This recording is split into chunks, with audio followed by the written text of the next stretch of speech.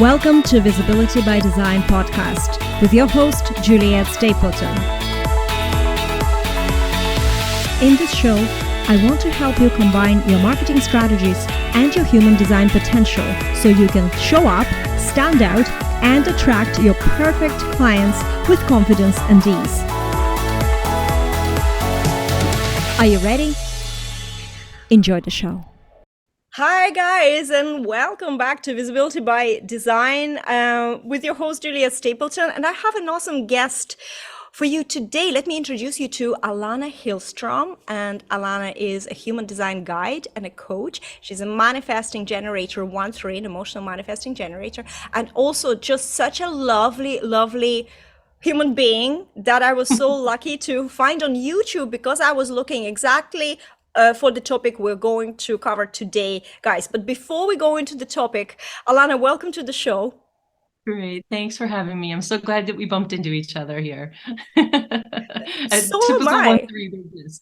Yes, 2-1-3s, guys, so we hope to keep it short, but when the 2-1-3s meet, sometimes I didn't even think about it, but sometimes we can go long. It just can happen. So it's a little disclaimer. We will try and respect your time, but I'm sure you're going to be sticking with us till the end because the topic is really interesting. Let me give you like quick backstory. Why when I saw Alannah, I saw her on YouTube and she started talking about something and my whole body just went tingling. My spleen was saying, yes, this is the person I want on the podcast. Please be my guest. And then I realized that we're also in the same community that is run by Lavina Archers, who was also in this podcast in this season. And I was just so excited. I was saying, this is it, so the universe is definitely telling me, yes, this is the right thing.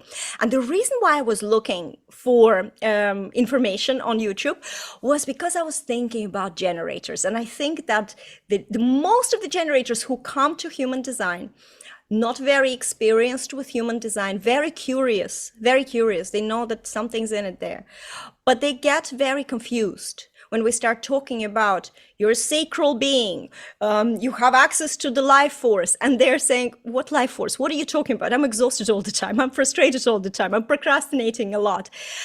And I think that, who I am a projector. So I only know through the research, but there was something that you, Alannah, said on your video, and it was about how the sacral works, the mechanics of it. And I think it's really interesting because there's a lot of myths around it out there. And I just want to bring the bottom line. Sometimes there's too much information, like in many industries, like in marketing as well, too much information. What is the bottom line? Where can you be reliably trusting into? Where can you be, safe that this is how things are? So maybe what we can start with is just talk about the sacral. What the heck is sacral generally, and how to approach it, especially if you are a generator as a type.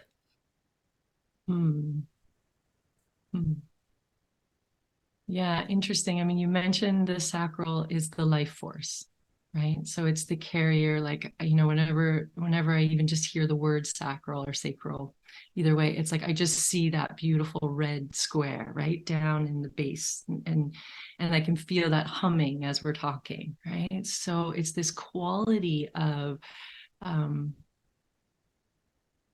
it's the life force as it moves through us, right? It's how life, as generators, we are the carriers of the life force, right? We are the ones, we have the energy, we're the doers, we're the builders, right? And so how I like to think of it for myself and for my clients as well is it's like we're the keepers of that. And so it's kind of like it's precious, this energy. It's, and what's happened for many sacral beings and generators is that we haven't been attuned to it. We haven't been paying attention to it. And so through no fault of our own, it's atrophied. It's just, we've gotten really busy paying attention to our mind, paying attention to all sorts of things that are not actually where our energy wants to be. And we have a tendency, especially with manifesting generators, and that's what I am, we've got a lot of energy, a lot of activity that we love to keep ourselves busy doing things. And the challenge with that is that if we start doing things that are not correct for us, we quickly burn out. right? So it's really about, the sacral is this motor that, as you and I were talking before about, it has this oscillatory nature to it. So when I found human design, I started to pay attention. Right. So I found it over 7 years ago. And the first reading I had, where they were very much, my analyst said to me, pay attention to frustration and pay attention to resistance. Was one of the key things in the beginning. So that was really helpful for me to kind of notice, like, I had no idea how frustrated I actually was until I started paying attention. And my sense is that so many generators, you would know better than me because you're a projector, you would sense this, you would be aware of it, right? Is that we're living on a pretty frustrated planet. We're living on a generator planet. About 70% of us are generators, and most of us are frustrated. And we just accept that as part of our reality. It's like, I'm frustrated. Oh, but I've got to do this. I've got to push through. And the sacral goes, and it just starts to shut down, and it just starts to contract, and it's not interested in engaging anymore. So it's really about, when I started to pay attention to this, I realized that it has this quality that it's available, comes up, it's available, it's open. There's an openness to this conversation. I can feel my availability to you right now. It's here. Like, my energy is online and available, right? And that at a certain point, even in this conversation, the energy will start to kick down. And so there's this oscillatory thing. But I think what, in my experience, and I wonder if, and I noticed this for other generators too, is that we get kind of nervous about the downslope. It's this sense of like, oh no, wait a minute, I'm losing my energy. I'm going to caffeinate. I'm going to quickly run and do something more before I run out of this energy. And the ironic part of it is that what I've discovered in my own trial and error process is that when I actually allow the downstroke, allow the oscillation to come down, and I come down and I actually rest, whether that is 5 seconds, whether it is dropping my daughter off at school and just taking a moment in the parking lot before I move on to everything else that I have going on, because I'm an MG, that's what I've got, and just being there and allowing it to just almost discharge a little bit, and then it hits the reboot.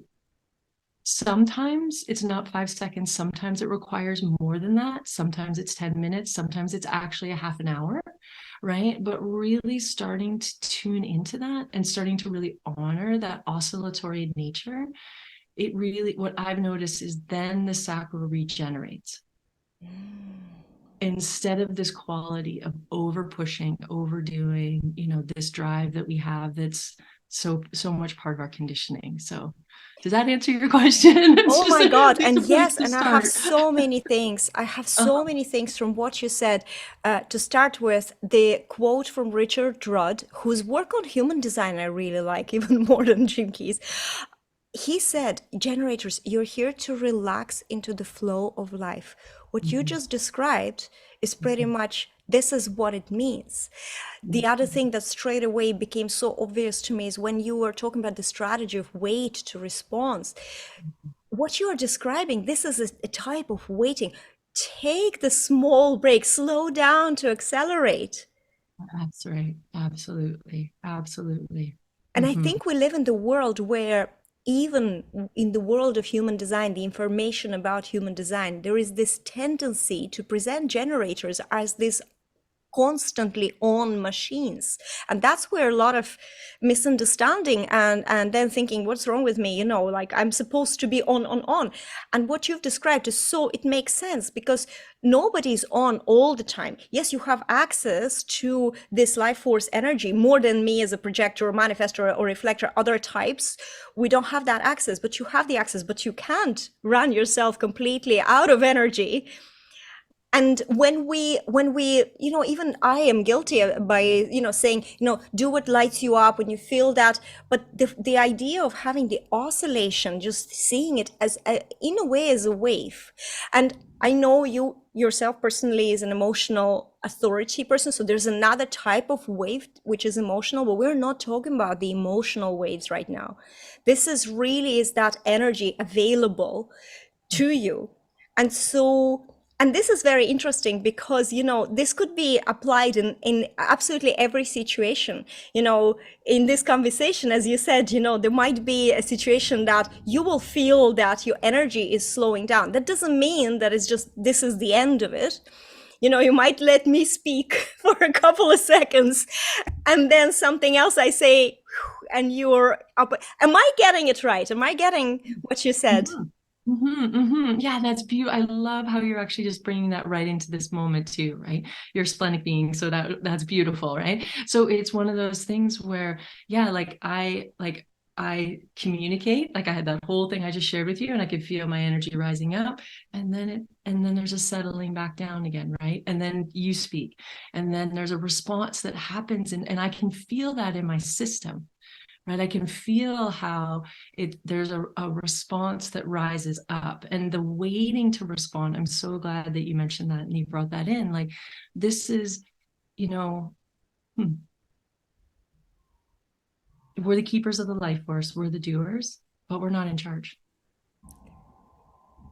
Right, it's life as it's moving through us, and the only way that I know that I'm doing or that I'm following what's correct for me is by waiting to respond, waiting for life to come towards me, and being really, really present. So here's another thing that I've also really discovered that I think is really key for generators that we miss out on, and that is that the sacral, whether you're emotionally defined or not, is only in the now. Yes. It's only in the now, right? So, but we've all, again, through no fault of our own, have lost track of our connection to the now. We don't actually understand where we actually are, like physically, right? Like, just to be physically aware of our environment and being in our space and having that connection to like what it means to be alive, like physically alive.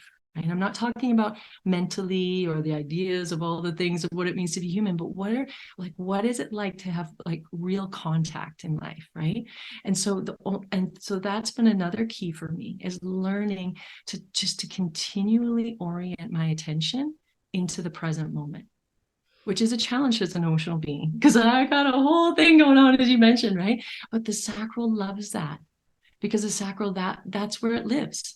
And the more that I actually, this is probably the third little piece, the other piece is that by being connected to the now and being connected to my actual experience of my body, I can start tuning into what I truly find satisfying.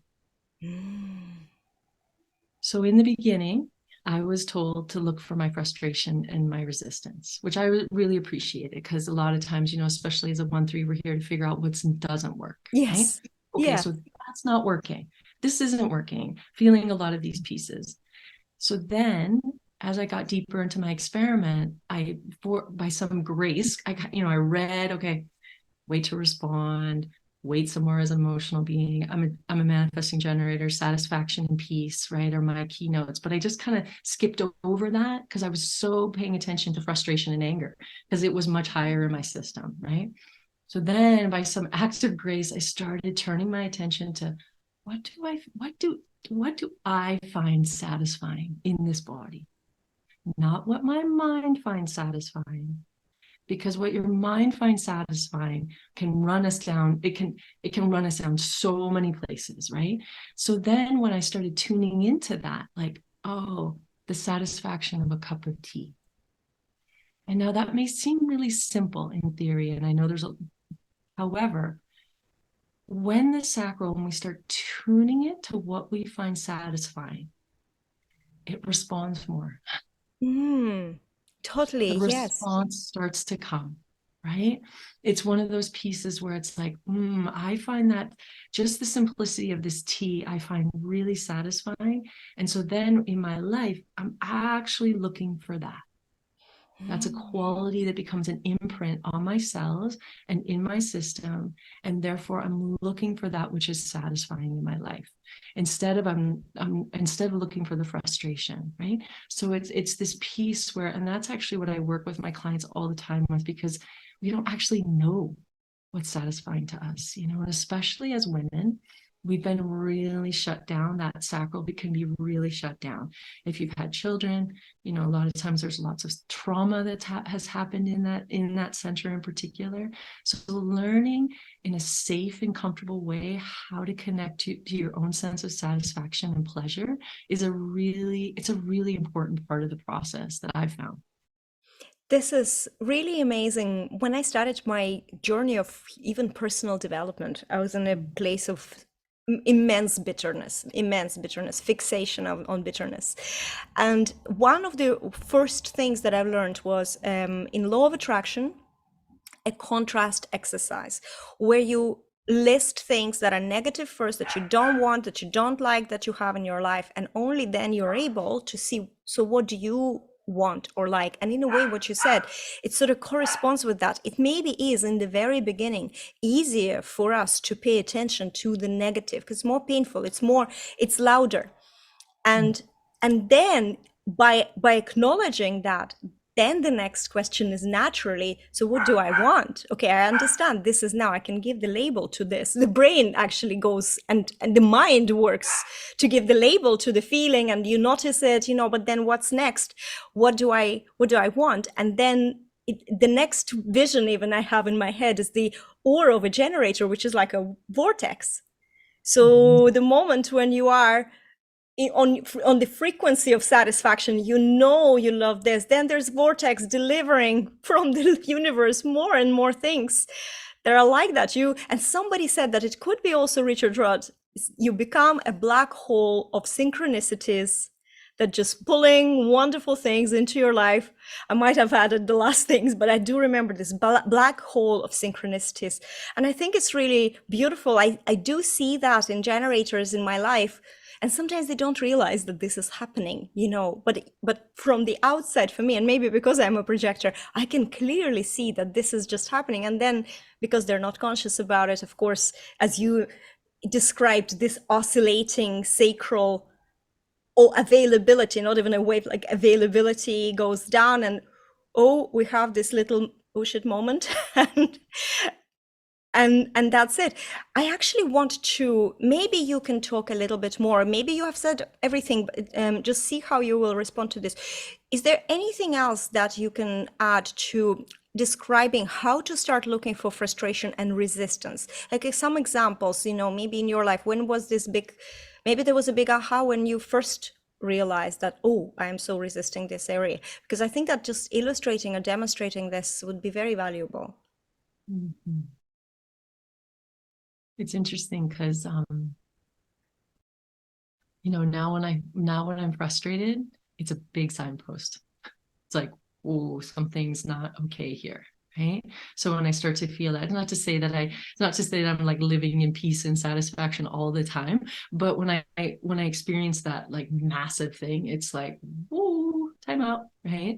So in the beginning, and like just sort of tracking back for a moment.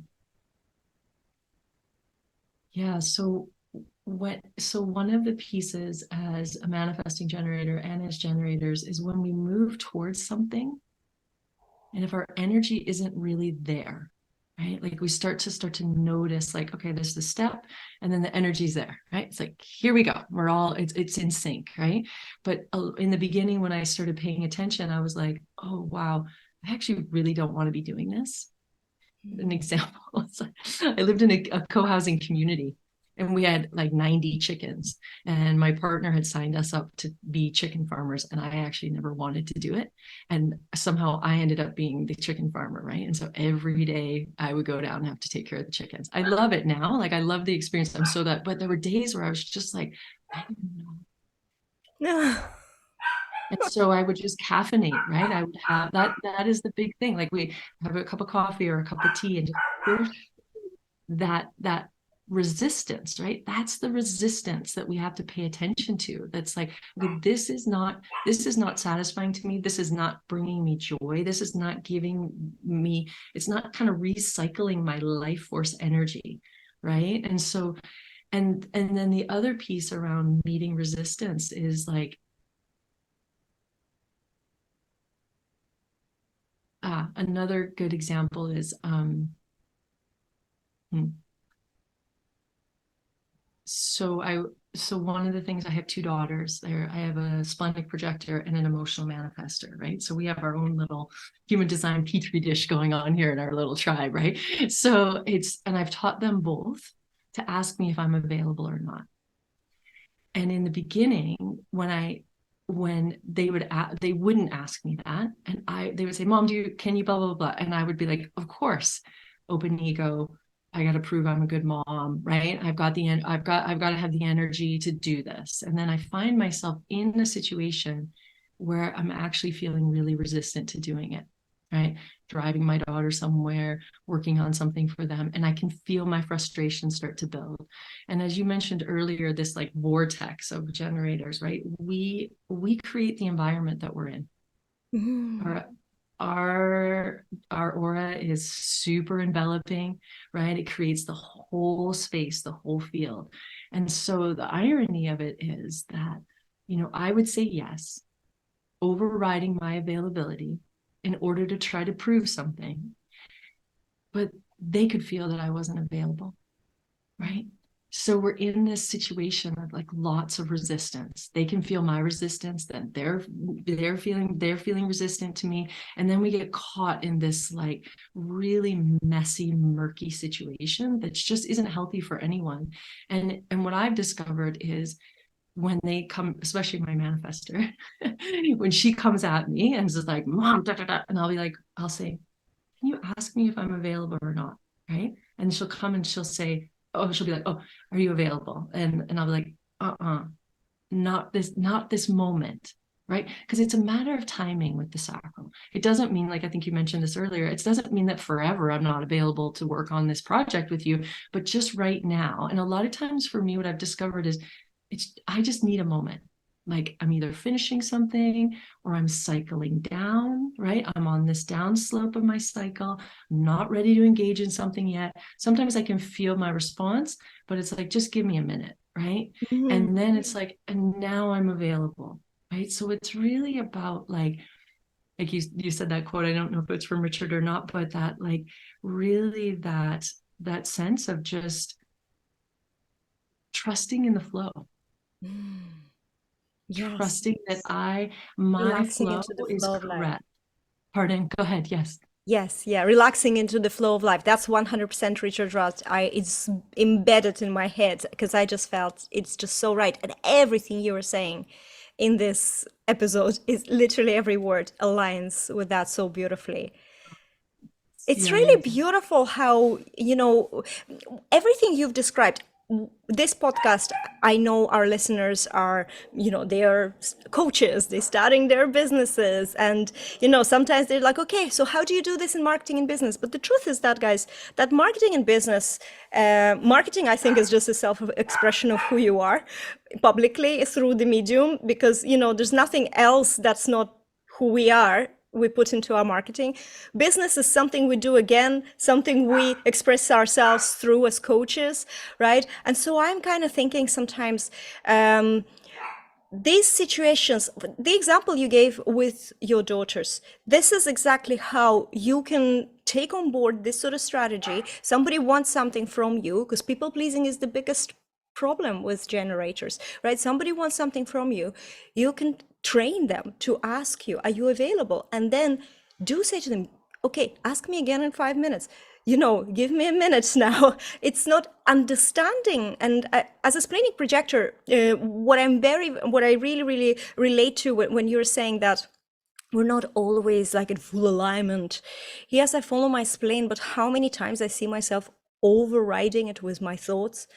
It's the awareness, because then when you start noticing this, or noticing that all of a sudden you're bitter, there I am again, giving out, feeling that, the world wronged me. Of course, it doesn't happen at the same level as it was 10, 15 years ago, but it's still going to be there. So then it gives you so much power and control, because then you can navigate this.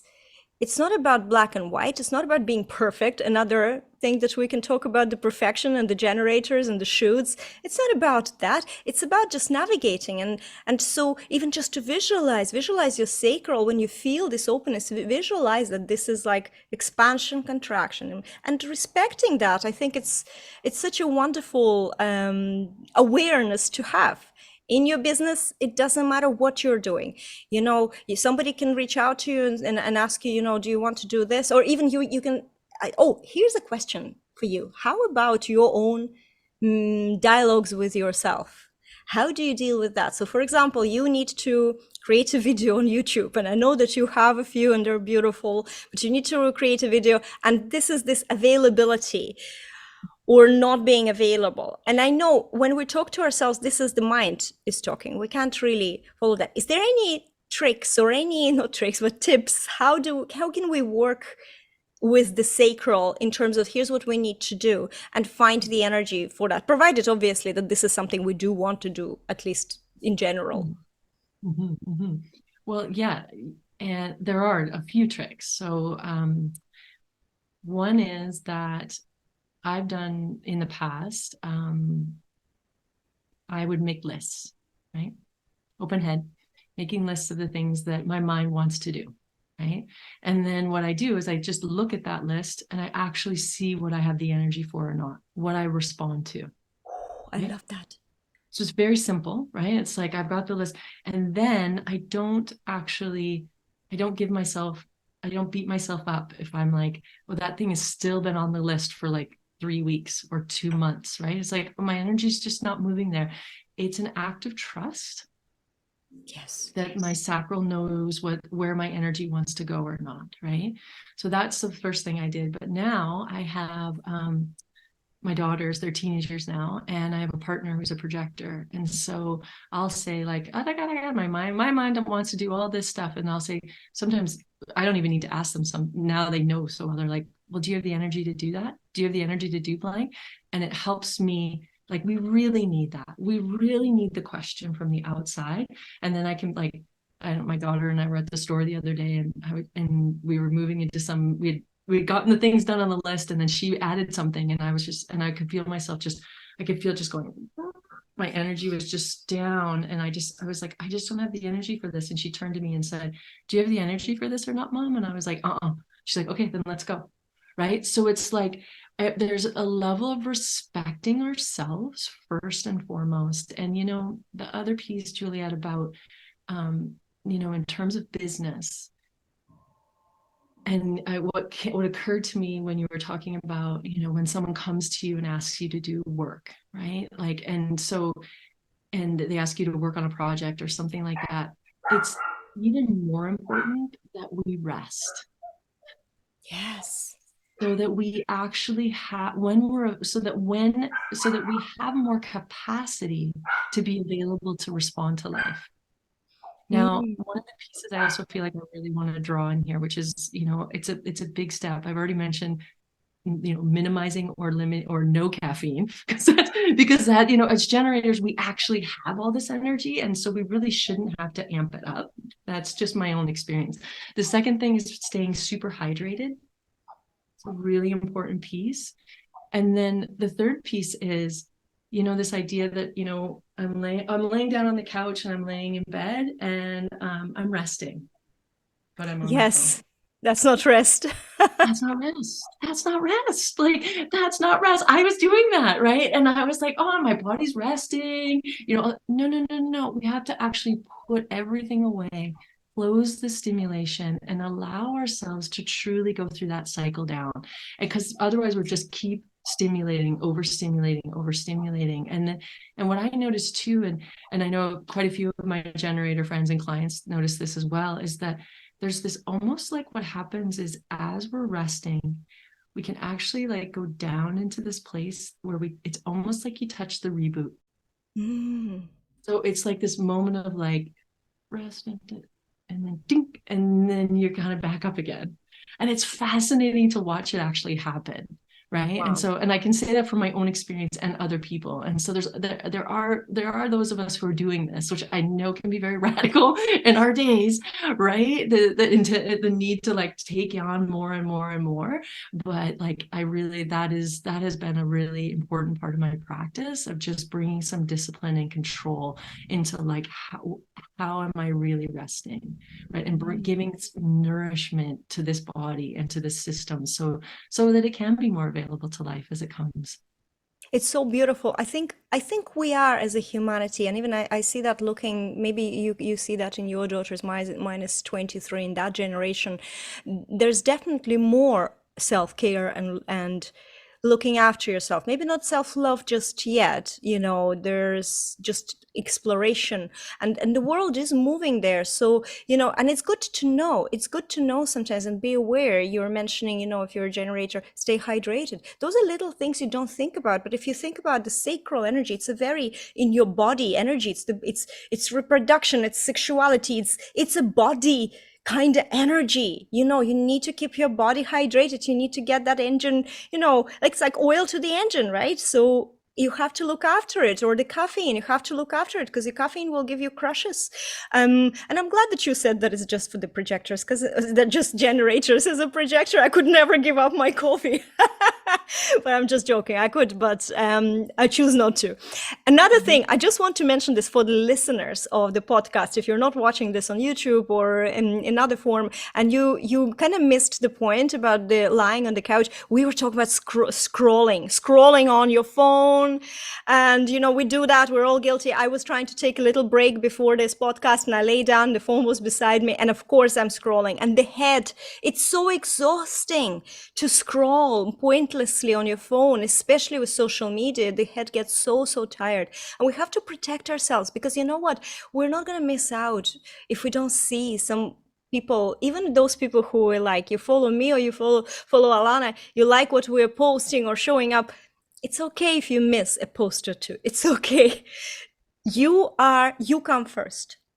It's about you. It's about your inner state, because as Alannah mentioned, this huge big aura that you have, I've experienced this firsthand with my mom. I lived in Ireland for 20 years, and my mom came to help me with the child and babysit, and it didn't work out long term, because the life was so different. It was a different country for her. She didn't speak English, and she was very isolated, and she didn't express herself. She wasn't, it's the generational and cultural thing not to express these things. But I could open the door, come into the house where she was with the child, and I felt this frustration. I felt, even though she was saying yes and she was trying to smile, but I could feel that. And when you just said that this presence, it's so big, people will feel. Doesn't matter you're saying, yeah, I'll do for you. It's palpable. We sense each other. Your face doesn't matter when you feel like something's wrong in your energy field. And we have to be responsible, I think. Each one of us, we have to be responsible about what we exude. So this is, I think that, I don't know, maybe I'm deviating a little bit, but with human design, my whole thing is that take responsibility for what you are and who you are. What are you pumping out into the world? Is it bitterness? Even if it's just these signature feelings, bitterness, frustration, anger, what are you pumping out? Yes, you're feeling misaligned at the moment, but it's not just about you, because you don't live in isolation. So if you're with others, you're pumping this into the world, you're affecting them directly. Emotional waves, anything like that, even some, strong beliefs, sometimes strong opinions, projectors jumping in without being invited into giving advice, and these kind of things, they all feel very heavy, and it is about taking responsibility. But what's beautiful is that when you start taking responsibility, it also empowers you to look after yourself, and you start looking within a little bit more, and you start changing, and your life realigns. Yes, of course we don't live in perfect harmony every day, but there's so much more harmony, I'm sure you agree, than before we started noticing all these things. For us, it's human design, but some people, maybe it's not going to be human design for them, but something will bring them to this awareness. At the bottom line, I think it's all about the awareness and responsibility. Mm-hmm. Yeah, I couldn't agree more. Absolutely. Yeah, it's yeah, as an you mentioned the wave, right? So we've talked about the sacral and the frustration and all those pieces. And I love that story about your mom. That's poignant, right? And how palpable it really is. And like, and it's interesting because we've been ignoring that for a really long time, right? Like Yeah. that's what I mean. We just live on a frustrated planet. So it's just like you come in and mom's frustrated. And it's like, well, that's just her frequency. Yes, We that's it. don't actually understand that by actually, one of the not self issues of generators is ironically, the not self of projectors is who am I, right? Like the projectors are always looking inward to try to find themselves, and generators are the other, who's the other, who's out there. And it's like this whole like ridiculous conditioning game that we've been playing. And And so we exhausting, exhausting. exhausting, exactly, because generators, we spend all this time thinking that if I please you, then I'll feel better, right? If I take care of you, then my energy will be there. And it's just conditioning. So to recognize that by actually, I love how Ra talks about it being enlightened selfishness. Yes, I adore it. And I actually started talking about selfish marketing and I used the word selfish even before I came across, Ra saying that. And it was just mind blowing because it's not a bad thing. It's what we need. Because if you're doing what's correct for you, and I'm doing what's correct for me, and we meet in that place, it's so much more beautiful. And there's this Exactly. level of communion that we can experience, and there's a level of connection that feels authentic and real. But if I'm coming from a place of like, not really available for this, but I said I do it, and then we just get into this and things just get, that's the resistance field. That, when you were asking that question of just like the static that we all feel. And so it's, for me, it's like, please go, like with my daughter who's emotional and I'm also emotional. It's like we in our household are really, respectful of that. Like respectful of, like, first and foremost, I can feel my wave moving. Like I can feel that I'm on the down. I need to be by myself. I need to take care of myself. And it's up to me to make sure that I'm making clear decisions, right? That I wait to respond, that I have the energy, but that I have clarity, that I'm waiting and waiting and waiting for clarity, which is a real task. It's a real task as an especially as an MG. It's one of the Yes. hardest things, and in particular, my design is completely split off. My emotional authority is fully unconscious, completely split off from my full integration. So I've been like, run, go, go, go. And so like to give myself the time and space to really pay attention to when I feel nervous or not, and trust that at some point clarity is going to come, Yes. and to It's like take care of investment. myself. Yeah, it It's like is. you're investing in your by it. People don't like, especially MGs, waiting. What is this word? You know, but really, I'm too you busy for have to waiting. reframe. You have to reframe it. You have to see it differently. Look at it from a different side, and you will see that this is an investment of rest into much more you're going to achieve, do, get that clarity, everything. This waiting is very, very good for you. When you start thinking that something that you thought is annoying or bad, or I just wish it didn't happen, but you start really enjoying it, magic happens, I think, for any type, because we all have little things that we have to wait for. Or and when we're talking about this, and I was thinking, this is like investing into yourself. And as an emotional generator, right? So like for instance, I would love to just share this. I have a project that I've been feeling into for almost a year. Yeah, over a year, I guess it's been. So it's been something that's been on my radar. I've been asked to do it. And just in the last month, I finally found clarity around it. And it's correct for me to continue forward to do this, right? But it took me almost a year to find my clarity in it. And I'll tell you, it was so satisfying to wait. to actually experience that moment of like, it's clear. Like, this is clear. I'm available to do this. And then when I engage in it, I have so much more energy for it. My energy's there. It's present. I don't have any of the nervousness. It doesn't mean that when I'm in the project with my partner that we don't have these challenges and we run into these things, but that, the solar plexus is a motor. Yeah. Right. So, and it has a lot of energy. And so when it's clear, that can actually be really supportive as well, right? Because that energy comes in, versus if we're not clear and we're saying yes to something and it's it actually takes our energy away, right? The processing of that nervousness. So you were talking about the mental energy that we spend all this time here, and then there's also the emotional energy too, right? Absolutely. Throwing yourselves into situations that we're not clear about yet. I Sorry, think go that ahead. is beautiful that you brought this example.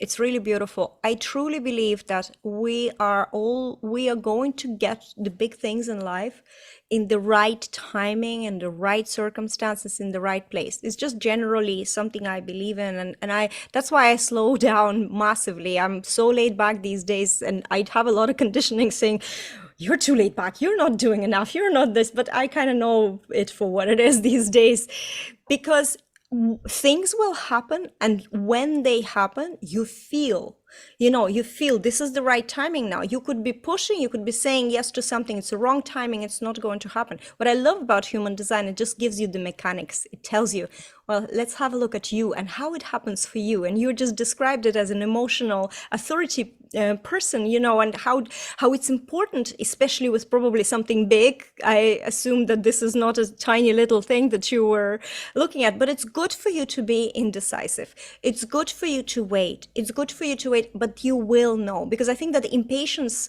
this part comes in when you haven't actually practiced this. You haven't experienced this moment of clarity that you noticed. You probably have had clarity, but you didn't pay attention to it, as in, this is what clarity feels like.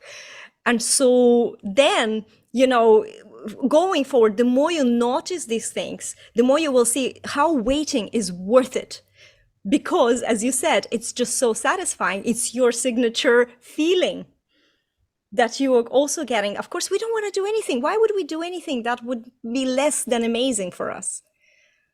And I think that asking yourself questions like this is very important. Like, what is justifying this? Nothing can justify this. Because if you're focusing on the right thing, you're a generator, you focus on yourself. I love it how you brought this up, that we projectors focus on ourselves, and we get so frustrated. Frustrated is maybe your word, but we get frustrated because we don't see anything. Everyone in my family, my daughter, my husband, and me, we're all projectors. And so I saw that in the three of us. My daughter is like, who am I? I don't know, who am I? And I'm saying to her, don't worry. You just focus on someone else, focus on others. The more you focus on yourself, the more you get just lost. Lost is the good word for this. But the good thing about focusing on others in your life as a projector, for example, is that you start noticing your self-recognition and self-empowerment, and through that you learn a lot about yourself. So it's like when they say projectors learn through the eyes of others, that's how I feel that it works. And for you, it's the other way around, all this people pleasing and trying to be loved and trying to be a nice person. This is the story of my life with my mom. My mom always does everything for everyone, even when they don't ask. And sometimes people don't like when things are done when you don't ask. And so there is horrible situations and pushbacks and resistance, and she's so unhappy all the time. And I always say, Mom, stop this, live for yourself. And she looks at me and she doesn't know what it is, because it's just focus what makes you happy. What forget about them. Like, what about you? Who are you? Who are you in this role? Who are you in this role? Who are you in this moment? Who are you in this feeling? And I think that this is so beautiful when we find that right question for ourselves, because then we can bring ourselves back on track. I love the idea of transference, an idea of the fact that we're floating between not self and true self, always floating. It's not perfect all the time. It's not imperfect all the time. The more awareness you have, the easier it is to get on track, but you're still not going to be on track. It's still a floating thing. It's like balancing act.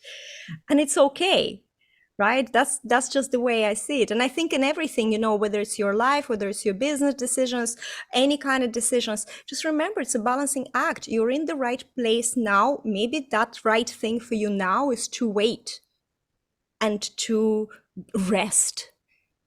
They all talk about rest projectors, manifestors, rest reflectors, rest generators, and please rest manifesting generators. The world will be a better place if you For do. all of us, yes. Alannah, thank you so much for being my wonderful, wonderful guest. I am literally tingling. I have my hairs are up on my arms, which is my splenic big yes for the whole of this episode, which is amazing. I just loved it. This is exactly what I wanted. That's why when I saw your video on YouTube, I was like, my spleen was like, yes, I know.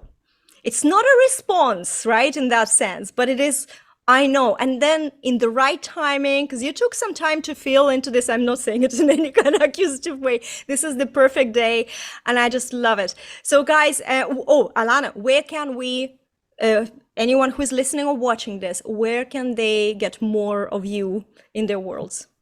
Oh, that's lovely. Thank you. My website is beingagenerator.com. So that's where you can find me. Mm-hmm. Awesome. I'm going to make sure that the link is if you're watching or you're listening, the link is somewhere in the description. So definitely go follow, look up their YouTube channel. It's really lovely. And so Alannah, thank you again for being my guest. And guys, I will see you in the next episode of Visibility by Design.